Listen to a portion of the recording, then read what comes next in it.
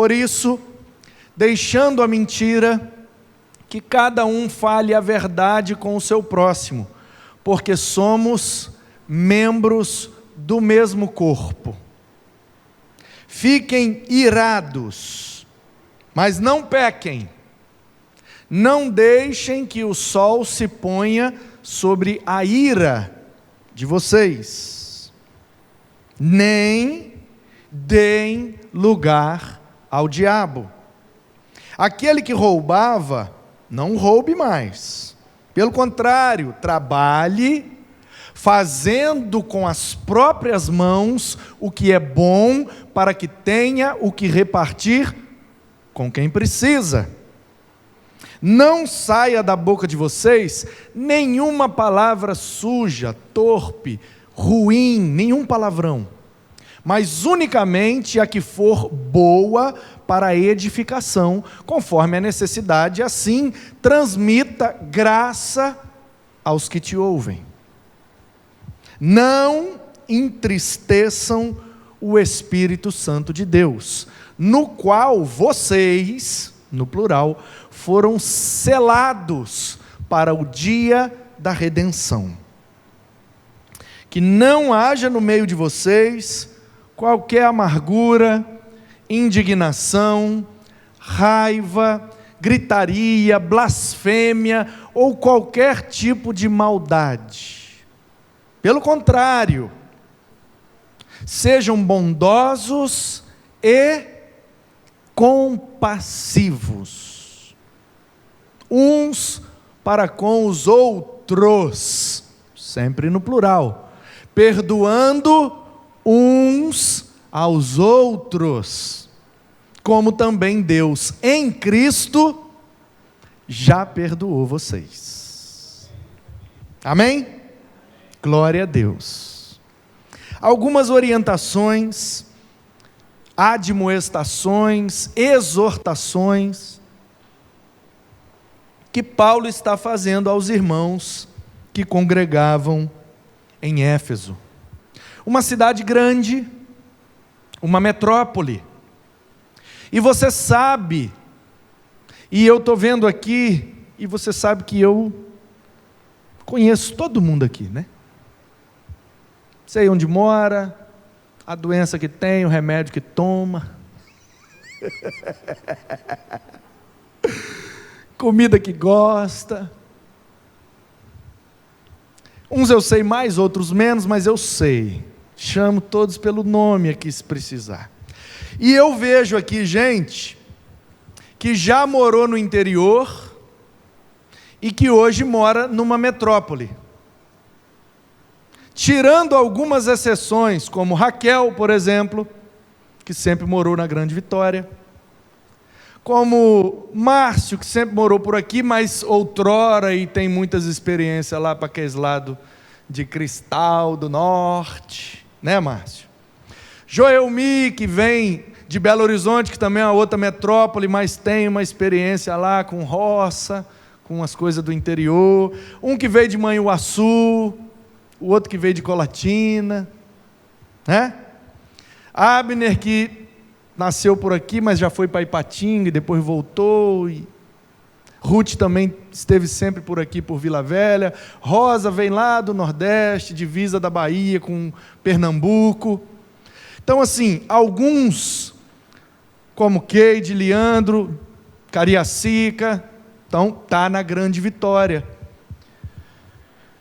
Então vamos dizer assim que um grupo de nós viveu sempre na cidade grande, mas um bom grupo dentre nós viemos de cidades menores para habitar aqui, né? Rose lá em Colatina. Então veja bem, você que já morou no interior ou que mora numa capital, numa metrópole, mas que já foi ao interior, já visitou uma cidade menor, né, como Diva, que vem de Barra Mansa. Você sabe que a vida na cidade pequena tem uma dinâmica e a vida na cidade grande tem outra dinâmica. Cidade é cidade e gente é gente em qualquer lugar. Onde tem gente, tem problema, porque gente peca. Mas a dinâmica da vida no interior, e eu fui criado numa cidade entre 6 a 10 mil habitantes, e eu me lembro que entre Itaperuna, que naquela época devia ter, 20, 30, no máximo aí 50 mil habitantes, e Tombos, que tinha entre 6 e 10 mil habitantes. Então, passei a minha primeira infância em Tombos, depois Porciúna, depois Itaperuna, depois volta, mas interior. E depois eu fui morar com meu pai, e aí fui para o Rio e São Paulo, para depois ir lá para um outro interior de São Paulo, onde eu passei um tempo, e depois voltei passando por São Paulo, passando pelo Rio, e aí vim para Volta Redonda, que já era uma cidade média, em torno de 200 mil habitantes. É muito diferente. Eu saí de uma cidade que o maior prédio da cidade tinha 3 andares.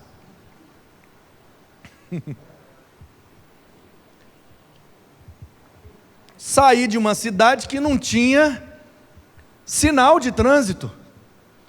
Imagina uma cidade que não tem um sinal, Juninho. Não tem um sinal.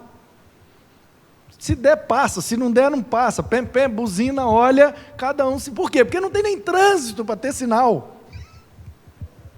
Aí, de repente, você cai numa metrópole e a cada esquina, praticamente, tem um sinal. Radar de velocidade. Um monte de prédio, um monte de gente, trânsito, engarrafamento, acidente, aquela coisa. São dinâmicas diferentes. Então, nós precisamos, para entender bem a carta aos Efésios, entender que tudo que Paulo escreve aqui, ele está escrevendo para um povo que vive na cidade grande. E quem vive na cidade grande experimenta grandes oportunidades e também grandes desafios, problemas. Porque numa cidade grande você tem mais homicídio, mais agressão, violência, mas ao mesmo tempo você tem mais emprego, oportunidade para estudar, para se capacitar. Então é sempre uma via de mão dupla. O interior tem o seu lado bom, a calma, a tranquilidade, droga e uma certa violência, em todo lugar tem, não tem mais lugar que está sem nada dessas coisas, mas tem bem menos. Então a dinâmica de vida é mais lenta, você tem uma qualidade de vida maior e tudo, mas poucas oportunidades de emprego, de capacitação, de crescimento profissional e acadêmico. Por outro lado, a cidade grande tem grandes oportunidades, mas também traz grandes desafios, problemas e perigos.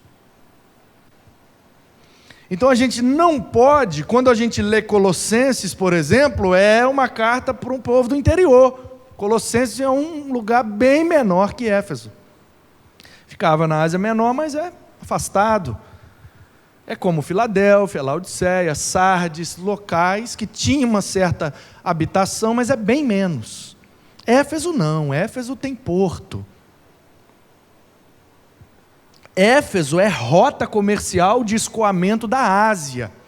Tudo que era produzido passava por ali para do porto partir para a Europa e para as regiões da África, Egito e etc. Então vejam bem, irmãos, quando Paulo está escrevendo para essa igreja, uma igreja metropolitana, uma igreja de cidade grande, que enfrenta as oportunidades, mas também os desafios de uma cidade grande, essas orientações, elas batem muito com a nossa realidade aqui, porque nós hoje estamos numa cidade que tem o porto do Espírito Santo, estamos morando hoje num lugar que cresceu muito, por causa do porto, que gera movimento comercial, que gera oportunidade de emprego, que gera renda e que gera tudo isso, e por isso vai crescendo sem parar. Recentemente eu estive pregando no norte do estado, e o pastor daquela cidade me disse, nosso maior desafio aqui é que a gente pega as crianças, vai discipulando, discipulando, discipulando, investindo, ensinando, e eles vão crescendo, crescendo, chegam na adolescência, eles estão voando na igreja com Jesus, animados, e aí chega a época da faculdade, eles vão todos embora. E a nossa cidade, a cada ano que passa, perde em torno de 1.000 habitantes por ano. Aí ele disse: esse é o nosso maior desafio, porque a gente pastoreia um grupo de pessoas que a gente sabe que não vai ficar aqui por muito tempo. Então a gente não pode pensar em projetos a longo prazo, porque a juventude vai embora para estudar, os idosos ficam, mas já não tem mais tanto vigor. Então a gente precisa repensar todo o projeto e planejamento da igreja para essa realidade. Para nós já é o contrário, a gente recebe muita gente de fora, que ficam por um tempo, depois vão embora, ou que às vezes ficam definitivamente. Então a gente precisa também olhar para essas questões. Então quando Paulo diz: irmãos, precisamos deixar a mentira e falar somente a verdade. Por que não tem essa orientação, por exemplo, na carta aos Colossenses ou aos Gálatas?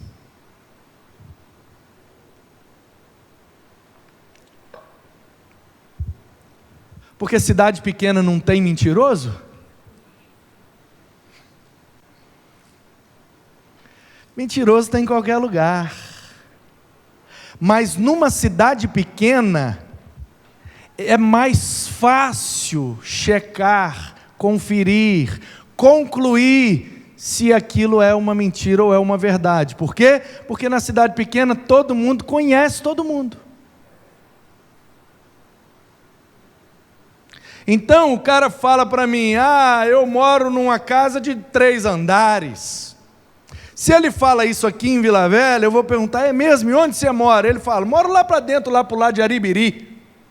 Eu vou lá ver se a casa é de 3 andares? Não vou nada, eu vou acreditar na hora. E o mentiroso vai ficar mentindo por mais tempo. Agora, se é no interior, onde é que você mora? Ali perto da padaria. Perto da padaria onde? Lá ali onde mora o Silvio, onde mora o Francisco, onde mora a dona Ana, do seu Alves.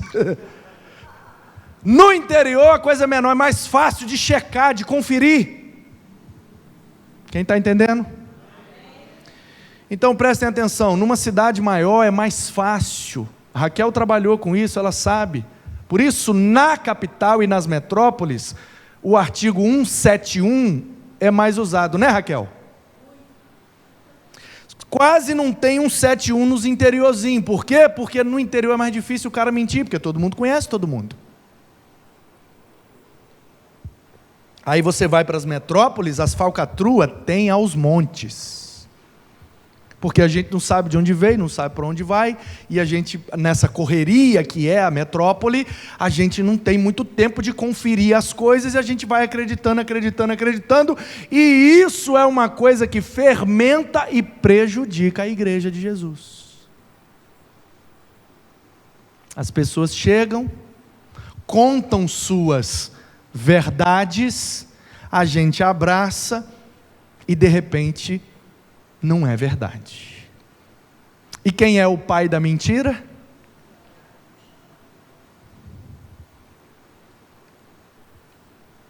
Um dia, a verdade e a mentira se encontraram. Vou contar-lhes uma parábola, fruto de uma prosopopeia.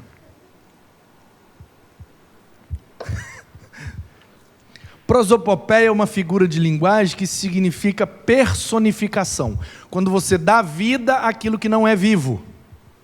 Como nesse caso, a verdade e a mentira se encontraram.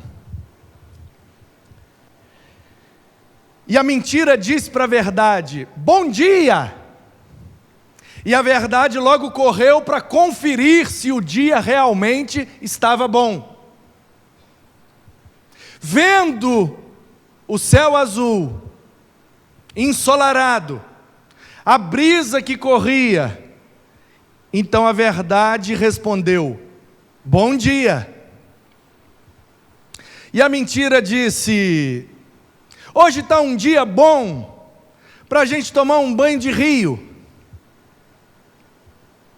E a verdade conferiu a temperatura, a possibilidade de fazer frio ou chover, e disse: realmente é um dia bom para tomar um banho de rio. E a mentira então propôs: vamos banhar-nos no rio. E as duas foram alegres, serelepes e saltitantes. Chegando na beira do rio, a mentira logo se despiu, tirou toda a sua roupa e tibum, mergulhou no rio. E disse: vem verdade, a água está ótima. E a verdade então conferiu a temperatura da água, a fundura do rio, a força da correnteza, e concluiu: realmente, a água está ótima. Então a verdade se despiu e mergulhou.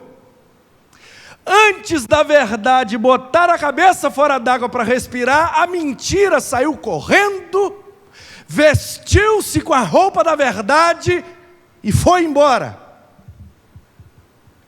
A verdade então, sem entender, saiu do rio, nua, não querendo vestir-se com as roupas da mentira, foi embora nua.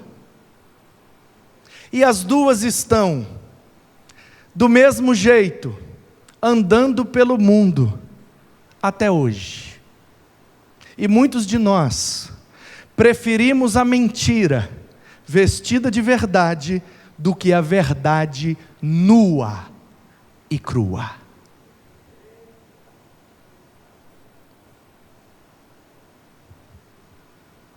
É verdade? É verdade. Portanto, o que Paulo está orientando os Efésios, é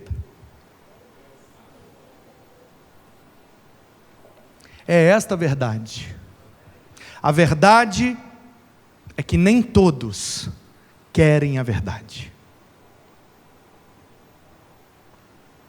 Às vezes, queremos a mentira, porque a mentira não nos confronta, porque a mentira não nos exorta, porque a mentira não nos exige uma mudança de comportamento. Mas a verdade nua e crua sempre jogará em nossa face a verdade de que todos nós precisamos melhorar em algumas áreas da vida. Então Paulo está dizendo: se nós somos crentes, eu sei que numa metrópole é mais difícil, eu sei que na metrópole tem mais desafios, eu sei que na metrópole a coisa rola mais solta, mas independente do tamanho da cidade que estamos, nós somos crentes e precisamos ser diferentes. Não é porque todo mundo faz que a gente faz, não é porque todo mundo está se dando bem que a gente vai naquela onda. Nós somos de Cristo, então a gente fala a verdade. Como diria minha querida mãe, Dona Jomesa Barba, o mundo cai na nossa cabeça, mas a gente fala a verdade. Mas notem bem que falar a verdade é uma coisa, ser sincera, sabe que o termo sinceridade vem disso. Quando os escultores faziam suas obras, para esconder as imperfeições, eles enceravam, passavam cera, que a cera vai entrando nas imperfeições e vai cobrindo. Então, o objeto que estava cheio de defeitos, depois de encerado, parecia perfeito e vendido então mais caro. Então, quando dizia que um objeto era sem cera, quer dizer, é o que é, com os defeitos que tem. Daí vem o termo sinceridade. Portanto, ser sincero é ser sem cera, sem maquiagem, sem máscaras, até porque nenhuma máscara dura para sempre. E nós não fomos chamados igreja para ser igreja de um final de semana, ser igreja de 2 vezes na semana. Nós fomos chamados para ser igreja do dia em que nascemos de novo até o dia que Jesus voltar para nos buscar, seremos igreja. Portanto, Deus nos chamou para um relacionamento duradouro com Ele, tão duradouro que é eterno.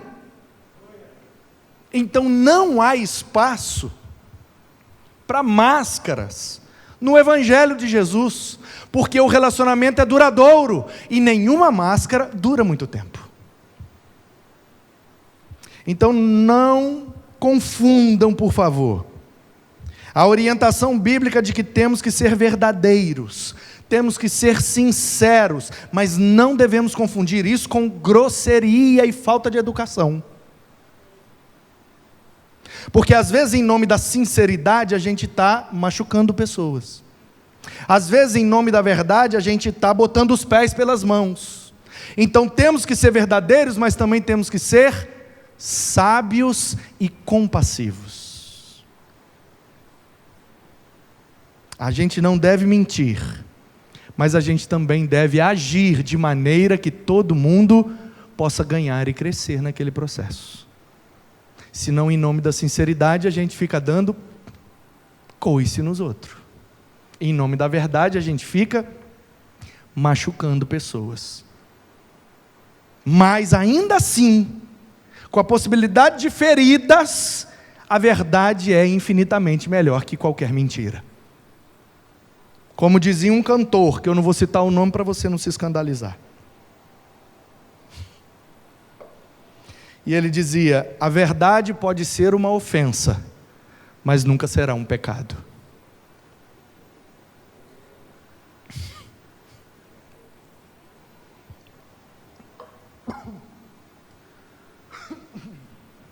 Então qual é o ponto de equilíbrio? Sermos verdadeiros, tomando cuidado de que isso não se torne ofensa para ninguém. Essa é a primeira orientação. Viva a compaixão, sem perder a sinceridade. Porque muitas vezes eu e você somos compassivos fakes. A gente finge que se importa, mas no fundo não importa muito. Verdade? É o famoso conta comigo, mas eu nunca estou disponível.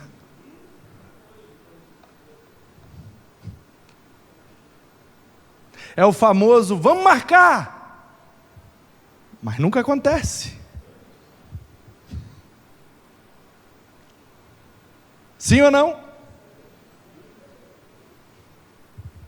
Então Paulo está dizendo, sejamos verdadeiros, sem ofender mais, fazendo o que tem que ser feito, sem fingimento. Não há espaço para máscara, nem para nenhuma atitude fake no Evangelho, porque nenhuma máscara dura muito tempo. E o fake pode até impactar, mas ele também não perdura. Porque na cidade grande a gente pode até demorar a descobrir as coisas, mas uma hora descobre.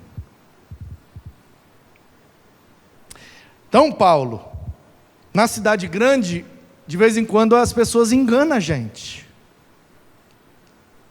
Golpes, falcatruas, mentiras, gente que entra como um presente de Deus e de repente vira uma grande maldição na vida da gente. E aí Paulo sabe que essas situações vão promover ira na gente. Às vezes a gente fica irado com as injustiças, com as mentiras, é ou não é verdade?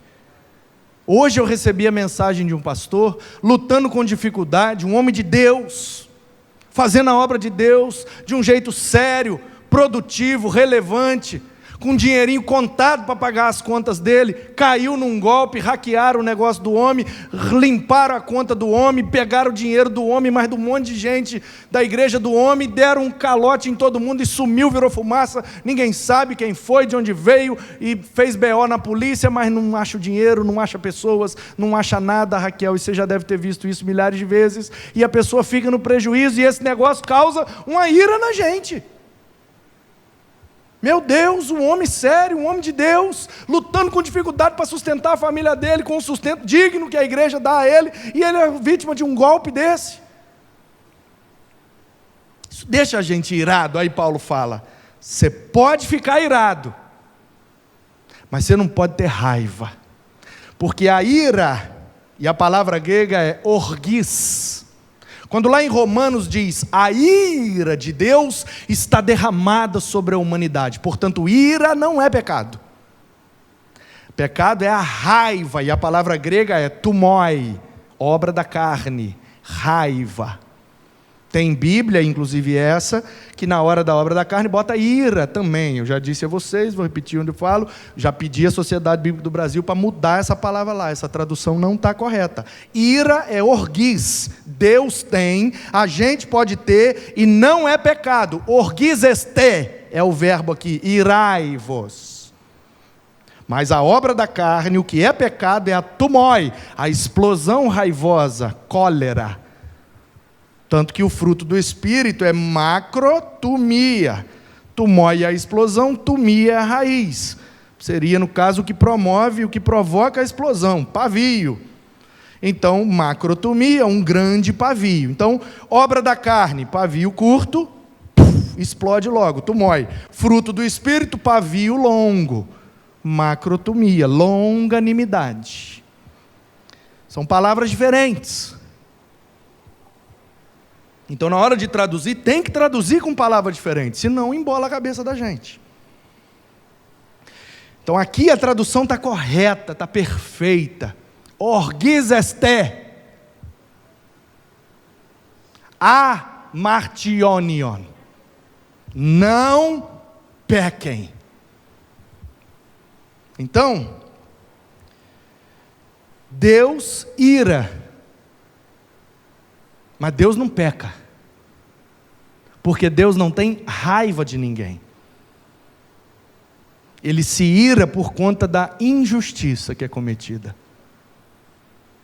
E eu e você, e numa metrópole acontecem muitas injustiças.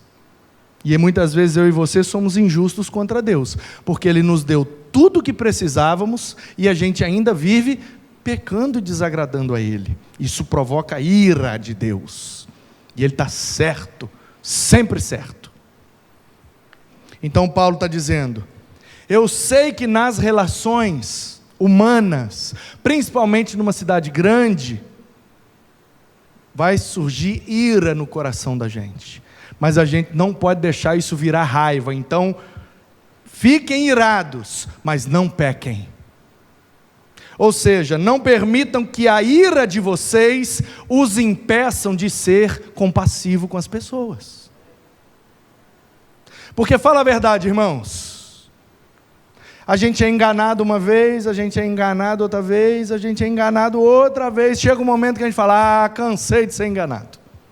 E a gente se fecha, com medo de ser enganado, a gente já não quer mais se relacionar com ninguém. É ou não é? É ou não é? Ou é só comigo? Vai ali, toma uma pancada. Vai aqui, toma uma pancada. Vai lá, toma uma pancada. Vai, quer saber? Não vou mais lugar nenhum, não, só estou tomando pancada. Aí Paulo está dizendo, nós não podemos deixar as coisas ruins sobrepor as coisas boas que Deus tem para nós. Então quem roubava, não roube mais. Paulo, eu sou crente, eu não vou roubar mais. Eu vou trabalhar para poder sustentar com honestidade. Mas não é porque eu parei de roubar que todo mundo parou de roubar. Em algum momento vão me roubar. O que eu faço com isso? Aí o Paulo fala, não saia da sua boca nenhuma palavra suja. Porque dá ou não dá vontade de falar umas besteiras diante de algumas injustiças que a gente vê? Não vem aquele negócio assim que dá vontade de... Dá vontade. Dá ou não dá? Aí Paulo está dizendo, eu sei que vocês vão ficar irados. Eu sei que essa ira pode virar raiva e isso pode levar você a pecar. Então não permita. Deixa a ira subir, entrega toda essa ira para Deus e não entristeçam o Espírito Santo. Porque o Espírito que habita em você é santo. Ele vai frutificar na sua vida com amor, alegria, paz, paciência, bondade, benignidade, fidelidade, mansidão e domínio próprio. Essas características vão agir em você e vai te dar condição de, mesmo com tudo que acontece de ruim, você ter atitudes boas. E aí, quando a gente vive nessa dinâmica, não vai haver no nosso meio qualquer amargura, indignação, raiva, gritaria, blasfêmia ou qualquer maldade. Porque não é que a metrópole faz maldade com a gente que a gente tem que ser mal aqui dentro da igreja, não. Não é porque lá no emprego eu tenho um monte de problema que eu tenho que trazer problema para a comunidade, não. Não é porque estão me dando golpe lá fora que eu tenho que dar golpe nos outros também, não. Então o que a gente faz? A gente entrega tudo para Deus e deixa Deus agir através de nós. Aí a gente consegue contrariar o mundo e ser bondoso e compassivo. É assim. O Espírito age na gente. A gente abandona as velhas práticas, vive dando bom testemunho. Quando fica irado, pega toda aquela ira e entrega para Deus, como culto, porque ira é santo. Ira não é pecado. Então a gente se ira, mas a gente não permite que a ira vire um pecado. A gente entrega para Deus e descansa, e o Espírito frutifica fazendo força, poder, motivação, energia que Deus, através do seu Espírito, nos concede. Mesmo quando tudo nos empurra para uma atitude ruim, a gente consegue ser bom e compassivo, porque nós estamos no mundo, mas não somos do mundo, nós somos morada de Deus. E Deus extravasa através de nós. Dá vontade de xingar, mas a gente usa a boca para abençoar. Dá vontade de falar um palavrão, mas Deus usa a nossa boca para transmitir graça aos que nos ouvem. Dá vontade de quebrar tudo, mas a gente trabalha para a edificação da igreja. Em Cristo, pelo poder do Espírito, a gente consegue ser bom, compassivo, perdoando, porque nós fomos perdoados. Pastor, mas é muita injustiça que a gente sofre. Imagine Jesus, irmão. Imagine Jesus que todos os dias é desprezado por milhões de pessoas. Imagine Jesus que todos os dias é esquecido por milhões de crentes. Imagine Jesus que todos os dias é blasfemado por milhões de pessoas. Ainda assim, na cruz, Ele perdoou a todos. Por que é que eu e você achamos que não podemos perdoar? Nós vamos perdoar. Nós vamos mudar esse círculo vicioso num círculo virtuoso, onde a gente se trata com bondade, com compaixão, para mudar a realidade onde a gente está inserido. E é o Espírito que nos dá esse poder. E eu quero orar com você, para pedir ao Pai, em nome do Filho, que nos encha desse Espírito, porque é assim que a gente vai vencer nesse mundo. Amém?